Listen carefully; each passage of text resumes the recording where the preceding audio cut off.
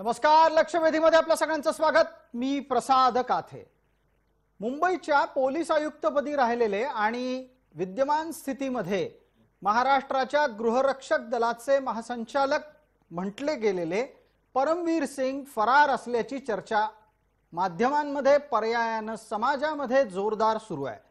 परमवीर सिंग यांच्या संदर्भातल्या न्यायालयीन प्रक्रियेचा एक भाग म्हणून देण्यात आलेल्या आदेशाच्या निमित्ताने ही चर्चा सुरू झाली आहे। गेले जवळपास 250 दिवस, त्यापेक्षाही कदाचित थोडेसे जास्त, परमवीर सिंग यांचा कोणताही ठाव ठिकाणा यंत्रणांना नाही। परमवीर सिंग हे महाराष्ट्राच्या पोलीस दलातले एक महत्त्वाचे अधिकारी आहेत, केंद्रीय सेवेतले महत्त्वाचे पदाधिकारी आहेत। असं असताना त्यांच्या सारखा माणूस कोणालाच कुठे आहे हे ठाऊक नसावं, ही निश्चितच तमाम व्यवस्थेसाठी शर्मेची बाब आहे। महाराष्ट्रातला पोलीस अधिकारी महाराष्ट्राच्या बाहेर गेला कसा, इथपासून तो भारताबाहेर गेला असेल तर तो भारताबाहेर नक्की कसा पोहोचला, या सगळ्याची चर्चा करणं गरजेचं आहे। कारण हा विषय व्यवस्थांमधल्या पोकळीचा आणि व्यवस्थेवर पर्यायाने समाजाच्या विश्वासार्हतेचा सुद्धा आहे। आजच्या लक्षवेधीत त्या निमित्ताने आपला प्रश्न आहे, परमवीर फरार असतील तर जबाबदारी कुणाची?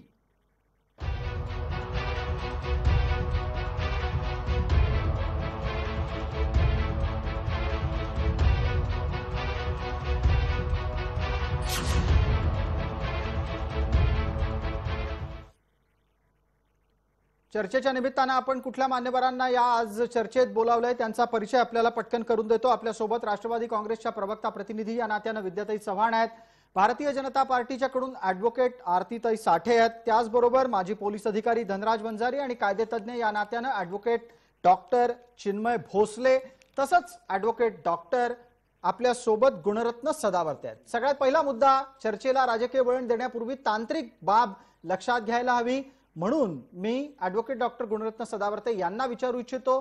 ते फोनद्वारे आता या क्षणाला आपल्या सोबत जोडले गेले आहेत। सदावर्तेजी, माझा आवाज आपल्याला येतोय? हो, येतो। परमवीर सिंग फरार आहेत असं आता माध्यमांमध्ये पसरलेलं आहे, कायदेशीर दृष्ट्या हे कितपत खरं आहे? पहिला मुद्दा। दुसरा मुद्दा, परमवीर सिंग यांची फरार असल्याची कायदेशीर सिद्धता होण्यासाठी काय करावं लागणार आहे? मला दोन गोष्टी त्याच्यात सांगायच्या। जे फरार आहेत असं म्हणत आहेत त्याच्यातून मला हे सुचवायचंय की फरार घोषित करण्याची एक प्रक्रिया आहे। ती प्रक्रिया म्हणजे न्यायालयाकडे अर्ज करणे आणि त्या अर्जावर न्यायालयाने निर्णय देणे। आता फरार कधी म्हटलं जाऊ शकतंय अधिकृतरित्या की पोलीस यंत्रणेने तशा प्रकारचे म्हणजे तसदी घेतली किंवा तशा प्रकारची खूप त्या तपास यंत्रणेने खूप म्हणजे वेगळ्या एजन्सीला ते ताब्यात तपास दिला, जसं की महाराष्ट्रामध्ये आपण सीआयडीला देतो आणि महाराष्ट्राच्या पोलिसला होत नसेल तर सीबीआयला देतो। अशा जर परिस्थितीमध्ये जर काही सापडलं तर त्याला आपण अधिकृतरित्या यंत्रणेला सापडत नाही, त्याला फरार म्हणतो। मग आत्ताच्या घडीला परमवीर सिंग हे यंत्रणेला सापडत नाहीयेत म्हणून ते फरार आहेत असं समजायचं की नाही समजायचं? मला असं वाटतंय जास्त पॉलिटिकल आहे आणि कमी मला वाटतंय कायदेशीर आहे। राजकीय पॉलिटिकल गॉडफादर्सला जे वाटतंय त्याच प्रकारे मला असं वाटतंय या प्रस्तुत प्रकरणामध्ये बोललं चाललंय। जर महाराष्ट्रातल्या पोलीस यंत्रणेला परमवीर सिंगांच्या बाबतीत ठाण पत्ता लागत नसेल तर स्वतःला सरेंडर करावं आणि नॅशनल एजन्सीला द्यावं, सीबीआयला, एनआयला द्यावं, जे कोणती एजन्सी आहे त्यांना द्यावं। हात टेकून बसायचे। फरार घोषित करून काय करणार तुम्ही? फरार घोषित करून तुम्ही घरातच बसून राहणार का, शांत राहणार का? तुम्हाला यावर पटकन विद्याताईंना बोलतं करूया। विद्याताई, आपण राज्यामध्ये सत्तेवर असलेल्या सरकारच्या प्रतिनिधी आहात, त्याच पक्षाच्या आहात ज्यांच्याकडे गृह विभाग आहे। सत्तेत असल्यानंतर आपण परमवीर सिंग यांना फरार घोषित करून स्वस्थ हातावर हात ठेवून बसणार आहात का? नाही, मला तर पहिल्यांदा एक म्हणायचंय की परमवीर सिंग हे फरार होण्यापेक्षा त्यांना आपल्या देशाबाहेर पाठवण्यासाठी केंद्र सरकारच्या यंत्रणेंनी मदत केलेली आहे, हे आता मला स्पष्ट सांगता येईल। कारण ही काय पहिलीच केस नाहीये, नीरव मोदीचा चाचा असेल म्हणजे तो कोण चोक्सी, मेहुल चोक्सी यांनी किंवा आणखीन कोण कोण 2-4 जण जे देशाबाहेर गेले ते कसे गेले हे आपल्याला सगळ्यांना माहिती आहे. ठीक आणि आहे, अशा आपल्याला प्रकारे आता वेळेची मर्यादा आहे. विद्याताई, मला पटकन सांगा, तुमच्या लेखी परमवीर सिंग देशाबाहेर गेले असतील तर कुठल्या देशात असतील आता? नाही, ते कुठल्याही देशात असतील, असू शकतात. आता आपल्याला कळलेलं नाहीये. मेहुल चोक्सी जेव्हा पळून गेला तेव्हा आपल्याला कळलेलं नव्हतं. ललित मोदी जेव्हा पळून गेला होता तेव्हा आपल्याला कळालेलं नव्हतं. हळूहळू काही काही दिवसांनी कळतं आणि मग ते काही देश असे आहेत की ते सिटिझनशिप घेतात तिकडे आणि असे खूप छोटे छोटे देश आहेत की त्याच्यामध्ये सिटिझनशिप अगदी 2 आणि 3 कोटी रुपये दिले तरी त्यांना मिळू शकते आणि तशा प्रकारे सिटिझनशिप घेऊन त्याला पळवण्यासाठी काही लोकांनी मदत केली असण्याची दाट शक्यता आहे. आपण नाहीतर शक्यतेवर तुम्ही चर्चा करता आहात, आपण शक्यतेवर चर्चा करतात. मला पटकन गुणरत्न सदावर्तेंना विचारायचंय, परमवीर सिंग हे काही अशी छोटी आसामी नाही, IPS अधिकारी आहेत. त्यांना भारताबाहेर पळून जायला कुणी ना कुणीतरी मदत केली आणि ते भारताबाहेर दुसऱ्या देशाची नागरिकता घेतील हे म्हणावं तितकं सोपं आहे?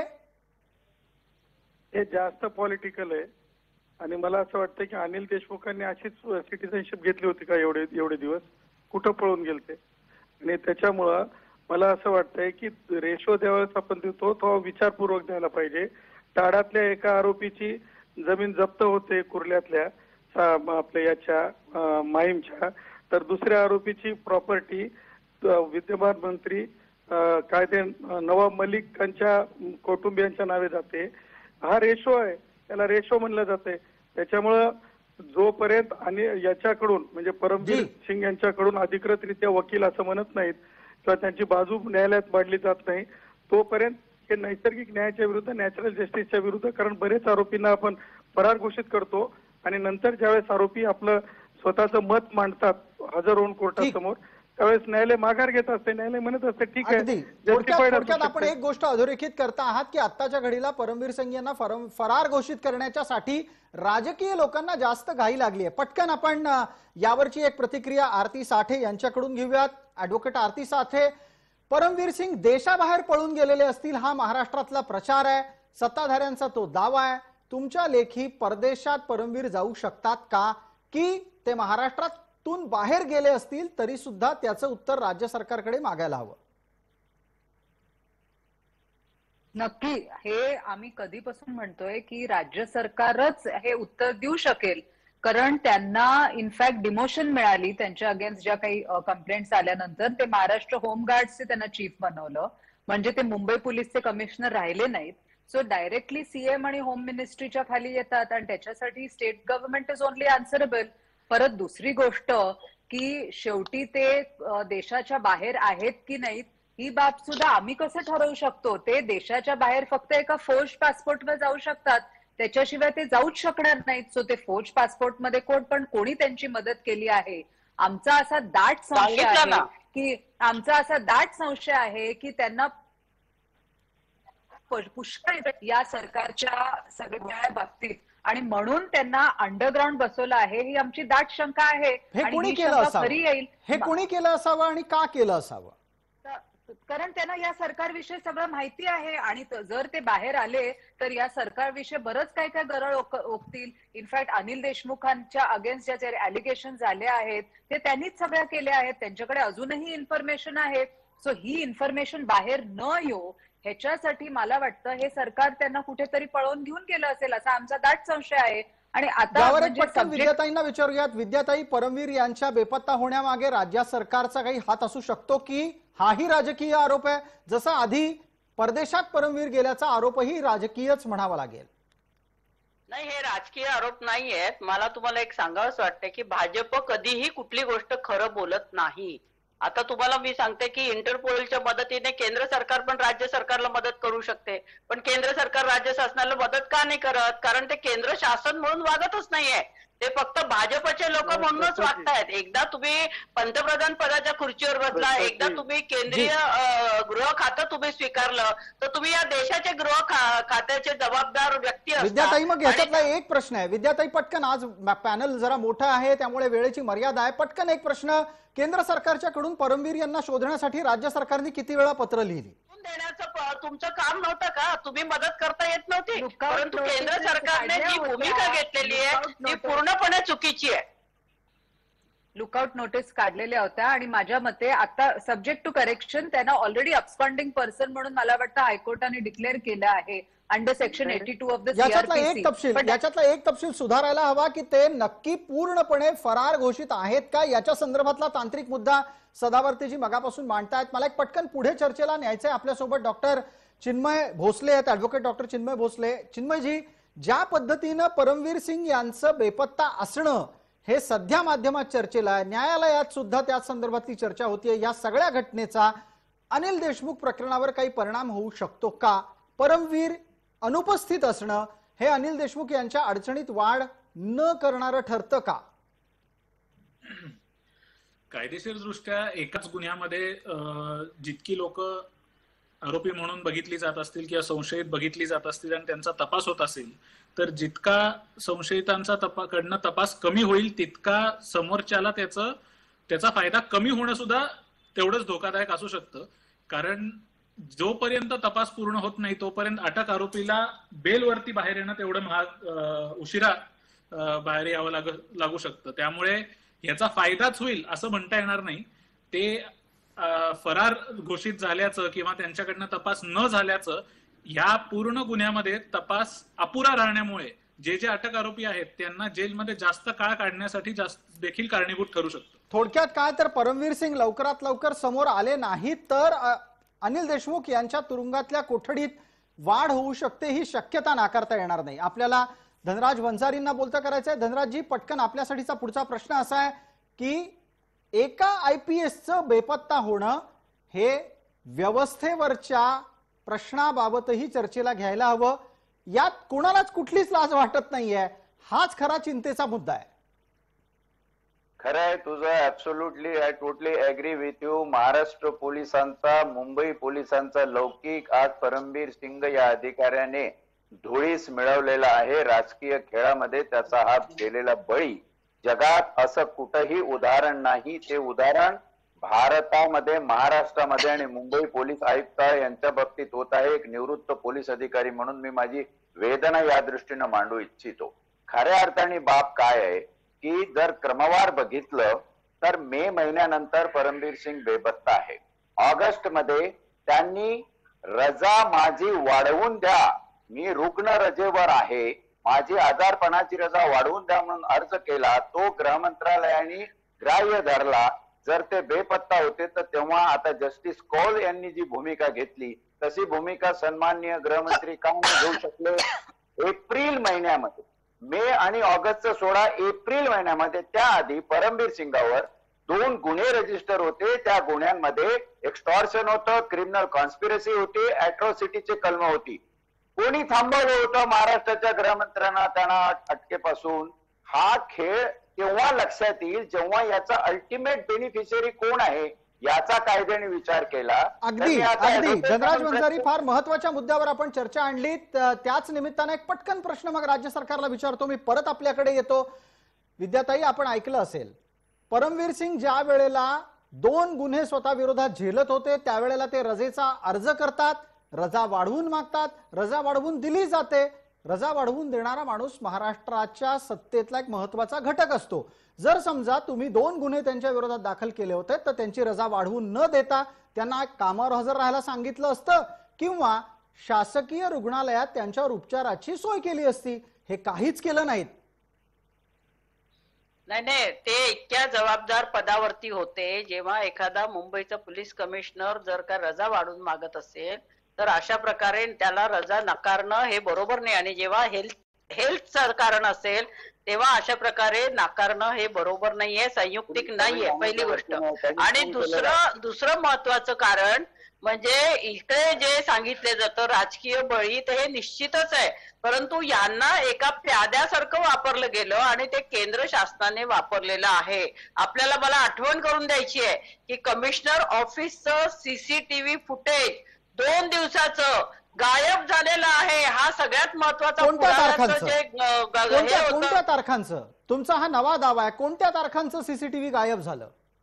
ईमेल त्यांनी ईमेल पाठवला होता, म्हणजे परमवीरांकडनं जबरदस्तीने हे लिहून घेण्यात आलेलं होतं की अशा अशा प्रकारे वसुली किंवा 100 कोटीचा दावा, जो पत्र पहिल्यांदा त्यांनी ईमेलवर पाठवलेलं ते त्यांच्या अकाउंट मधनं नव्हतं असं सुद्धा सांगितलं गेलेलं आहे. पण त्यानंतर त्या ईमेल आयडीवर आपण सांगता आहात की 2 दिवसाचा सीसीटीव्ही गायब आहे, त्यांच्याकडून ईमेल बळजबरी लिहून घेतले गेले, हे सगळं घडत होतं तेव्हा ते तुमच्या सेवेत होते, तुम्हीच त्यांना मुंबईचं पोलीस कमिशनर केलेलं होतं.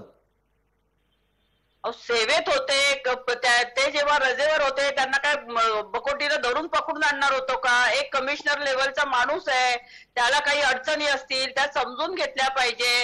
हे अगदी रास्त होतं. कुठल्याही माणसाला कुठलाही आरोप झाला तरी तुम्हाला काही असे पकडून आणायचे अधिकार नसतात. ठीक आहे, याच्यावर एक पटकन प्रतिक्रिया धनराज वंजारींची लागेल. धनराज वंजारी, राज्य सरकारची ही भूमिका कितपत सहज स्वीकारली जाऊ शकते? याच्यामध्ये कसं आहे, ही भूमिका अजिबात कायद्यात स्वीकारली जाणार नाही. एक तर नवीन संविधान लिहिलं पाहिजे की कमिशनरला काही इम्युनिटीज आहे. अहो, हिरेन मनसुखच्या खुनामध्ये त्यांचं नाव आहे. त्यांनी त्या अँटिलियाचं दहशतवादी कनेक्शन, पाकिस्तानातल्या दहशतवाद्याचे मेल एका सायबर एक्सपर्टला 5 लाख रुपये करून त्यांनी मॅनिप्युलेट केलेले आहे. आता उगाच त्याच्यावरती काय तुम्ही बोलायला लावता की कमिशनर आहे म्हणून लोकांचे खुना पाडतील का? उद्या गृहमंत्री आहे म्हणून त्यांनी वाटेल ते करायचं.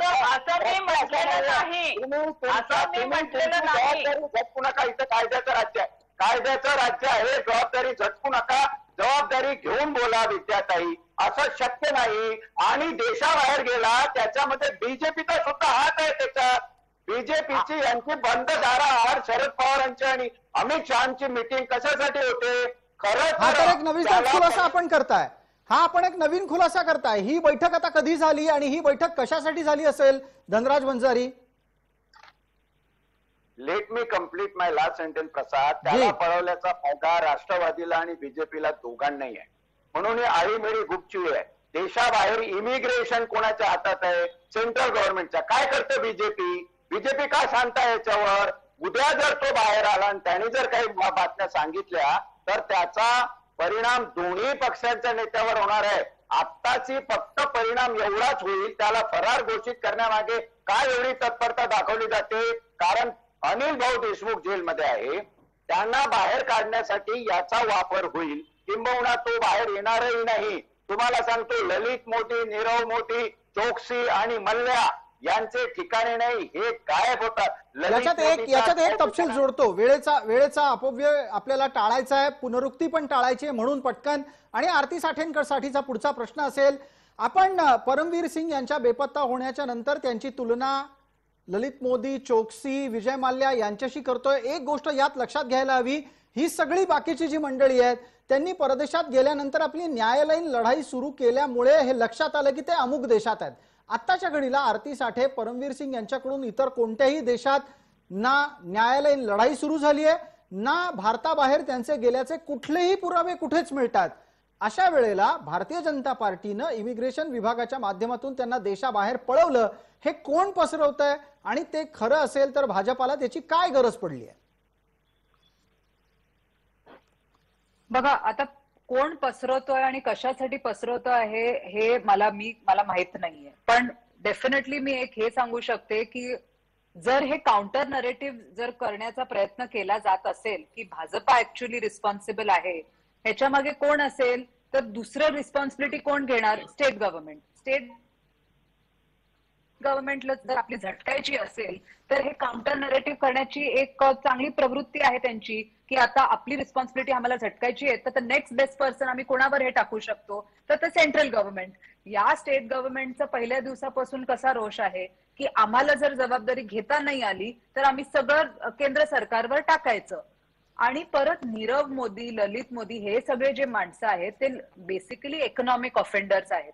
त्यांचा आणि परमबीर सिंग विषयाचा हा एक गफलत आपण करू नये आणि त्यांच्या बरोबर आपण पॅरलल्स ड्रॉ करू नये. चिन्मय भोसलेंसाठी पुढचा प्रश्न आहे. मग पटकन तो विचारतो असा की चिन्मय भोसले आत्ताच्या घडीला परमबीर सिंग यांचं बेपत्ता असणं हा केवळ आणि केवळ 1, 2, 3, 4 अशा न्यायालयीन खटल्यांपुरतच हे गांभीर्यानं घ्यायचं का याही पेक्षा याचे काही जास्त वेगळे अधिक गंभीर संदर्भही असतात?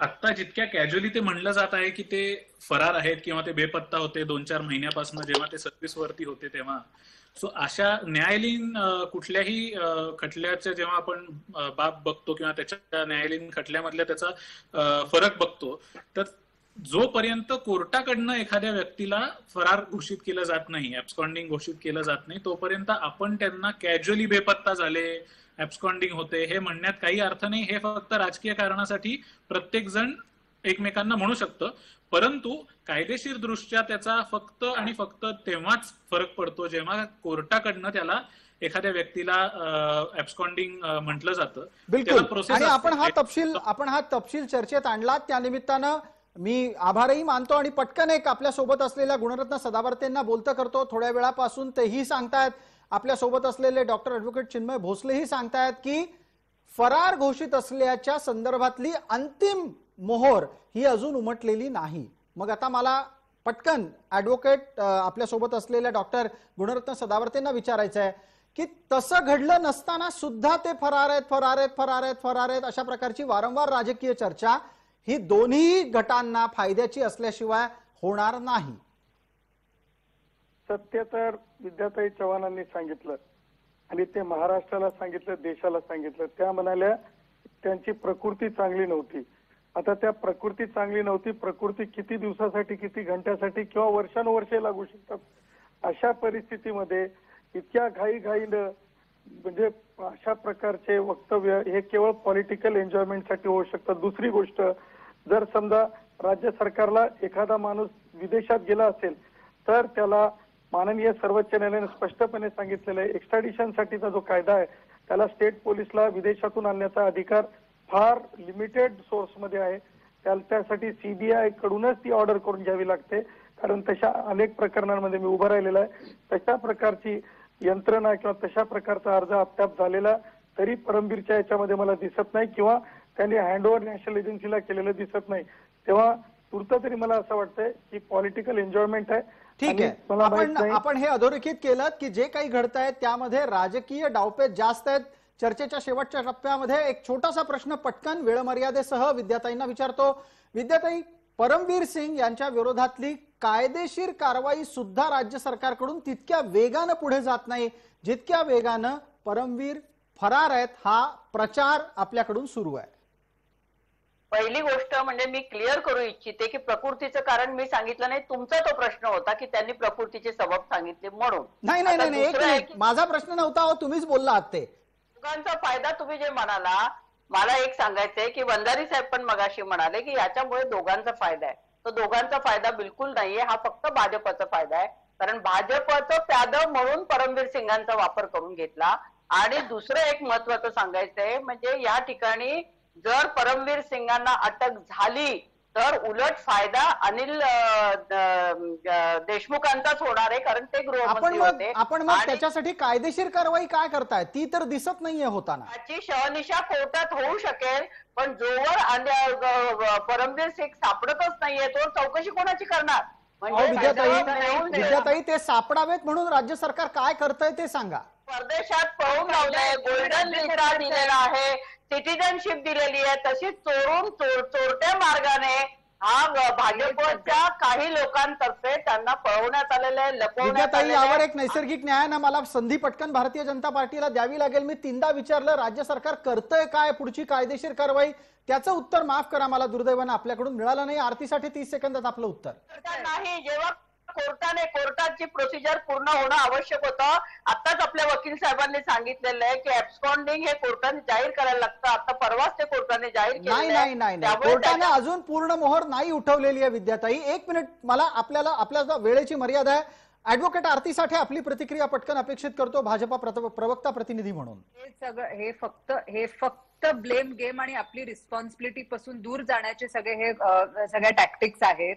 आम्ही तर म्हणतोय आणि आमची शंका ही खरी ठरेल, ही आमची शंका नक्की खरी ठरेल की या सरकार विरुद्ध त्यांच्याकडे इतके पुरावे आहेत आणि म्हणून हीच सरकार त्यांना पाठीशी घालतीये किंवा ह्याच सरकारने त्यांना फरार कारण काय?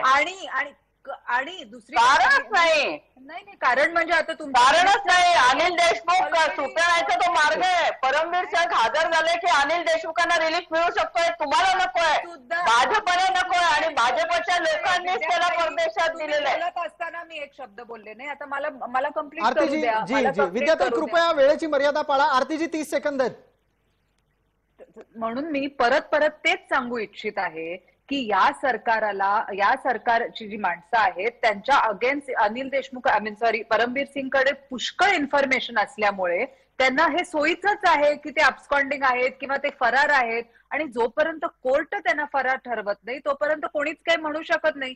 ही आमची दाट शंका आहे आणि ती दाट शंका नक्की खरी ठरणार आहे. ठीक आहे, आपण त्या निमित्तानेही वाट पाहूया. भविष्यात घडणाऱ्या भविष्यात घडणाऱ्या घटनांच्या संदर्भातही आपण चर्चा करूच. आता आपण सर्व मान्यवर चर्चेत सहभागी झालात त्याबद्दल आपले मनपूर्वक आभार. लक्षवेधीमध्ये वेळमर्यादेपोटी आपण इथंच थांबतोय. सर्व मान्यवर आपण सहभागी झालात त्याबद्दल पुन्हा एकदा आभार. तुर्तास इतकंच. सर्व प्रेक्षकांना जय महाराष्ट्र.